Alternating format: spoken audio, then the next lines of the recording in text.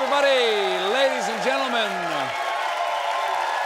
My next guest tonight is a brilliant physician, geneticist, and Presidential Medal of Freedom recipient who served as the director of the National Institutes of Health for 12 years. Please welcome back to The Late Show, Dr. Francis Collins.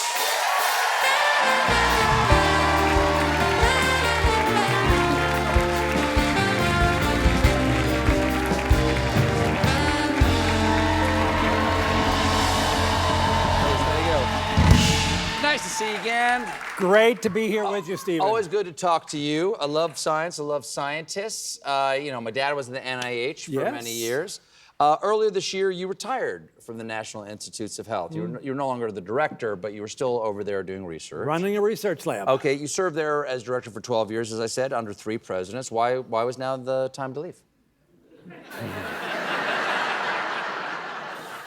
Well, I hadn't really planned that until it became pretty untenable to stay.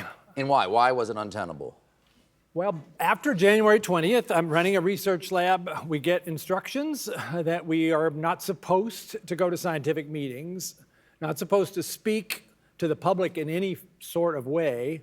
We're not allowed to order any supplies to do the research. And basically, we're told, don't start any new projects. Don't do anything innovative. Just, you know, keep doing the kinds of things that you were already doing, but nothing new. So you go ahead and be a scientist, but don't do science. Don't do those things. Exactly. And, you know, I thought that'll be a short-term thing. But after a few weeks, it was pretty clear that wasn't getting any better. And I felt like, why am I here? I'm completely muzzled. I'm not able to come up with scientific ideas with my team that I'd like to pursue. Was any rationale given for this? I think it was pretty clear. The message was, this is a government agency, the National Institutes of Health. It's probably full of waste, fraud, and abuse. And we better just stop everything until we can figure out what we need to get rid of. Did they find any waste? Did they find any waste, fraud, and abuse?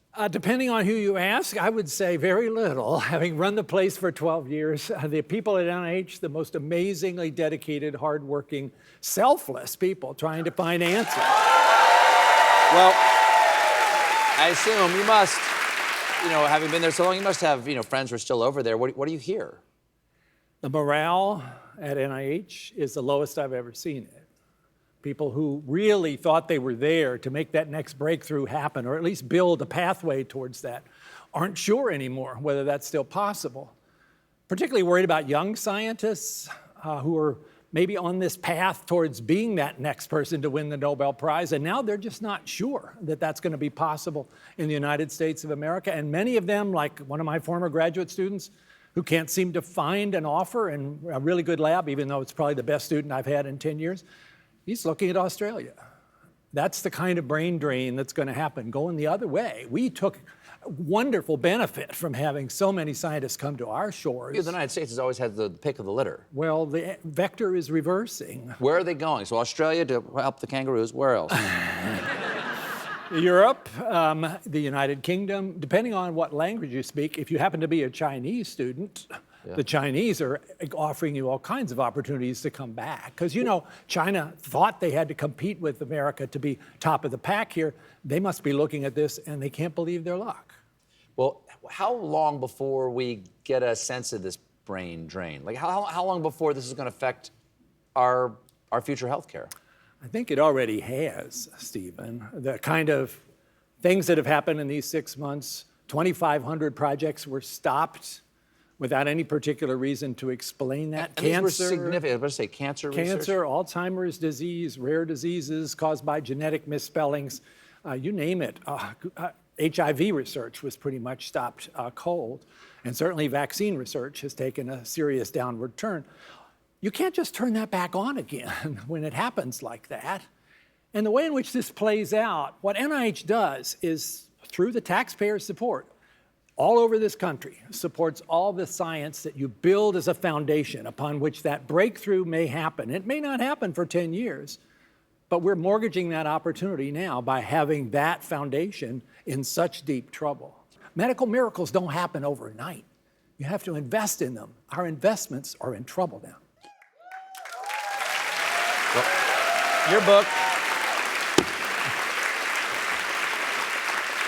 Your book, The Road to Wisdom, hopes to find a way to unify our polarized society. You appeal to a group in this book called The Exhausted Middle. Yes. Who are they? I'm certainly maybe these people out here. What can we do to help? How can we actually do that? Yeah, I think people are just worn out with all the controversy, all the outrage Olympics that seems to be flying back and forth all the time. The animosity, the grievances, it's just like, I'm gonna have to check out. But that's the group. It's about 2/3 of the country that has the best chance of bringing us back to where we want to be. And our nation has lots of problems. We worry about things like our national debt, what you might call a fiscal deficit. But Stephen, we have other deficits that politics aren't going to solve. Maybe they're making it worse. There's a truth deficit. We're in a place now, where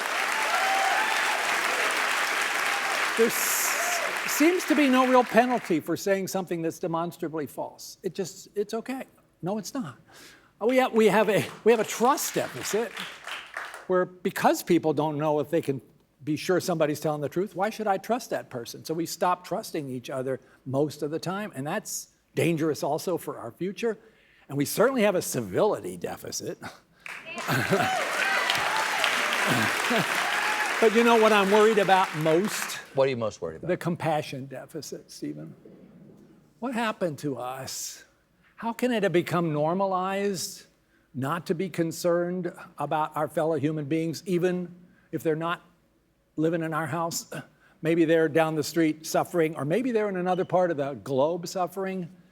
Predictions are that since the plug was pulled on USAID and PEPFAR, 90,000 children have died unnecessarily. That's the prediction from the people who follow this closely. And yet, where's the outrage? Why are people looking the other way? Where's our compassion? We got to get that back.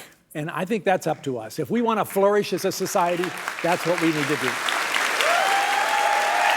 His book, The Road to Wisdom, is available now. Dr. Francis Collins. Thank you, doctor. We'll be right back.